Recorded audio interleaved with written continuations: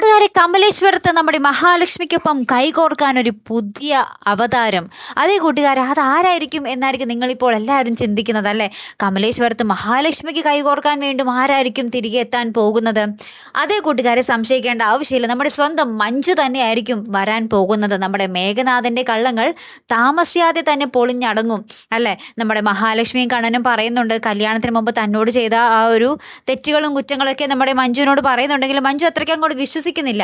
ആദ്യ രാത്രി നമ്മുടെ മേഘനാഥന്റെ കുറെ കാമുകിമാരുടെ കോളുകൾ വന്നിരുന്നു. അവിടെ നിന്നും ജസ്റ്റ് ആണ് നമ്മുടെ മേഘനാഥൻ രക്ഷപ്പെട്ട് പോകുന്നത്.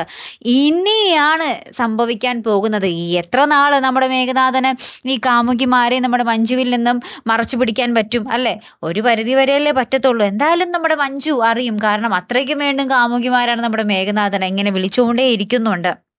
അപ്പൊ ഇനിയാണ് അടുത്ത് തന്നെ നമ്മുടെ മഞ്ജു നമ്മുടെ മേഘനാഥന്റെ ചതി തിരിച്ചറിയുന്ന നിമിഷങ്ങളായിരിക്കും ഇനി വരാൻ പോകുന്നത്. അപ്പൊ നമ്മുടെ മഞ്ജുവിന് മനസ്സിലാവും കണ്ണനും മഹാലക്ഷ്മിയും ഈ വിവാഹത്തിൽ നിന്ന് തന്നെ എന്തിനാണ് അകറ്റാൻ ശ്രമിച്ചത് എന്ന്. അങ്ങനെ തിരികെ നമ്മുടെ കമലേശ്വരത്തേക്ക് വരുന്ന മഞ്ജുവും നമ്മുടെ മഹാലക്ഷ്മിയുമായിട്ട് മഞ്ജു കൈകോർക്കുന്ന നിമിഷങ്ങളും തന്നെയാകും നമുക്ക് കാണുവാൻ സാധിക്കുന്നുണ്ട്. അപ്പൊ നമ്മുടെ ദുർഗാമ്മയും കരുണയും ഇവക്കിത് എന്ത് പറ്റി എന്നുള്ള രീതിയിൽ ആശ്ചര്യത്തോടെയൊക്കെ ആദ്യം നിൽക്കും.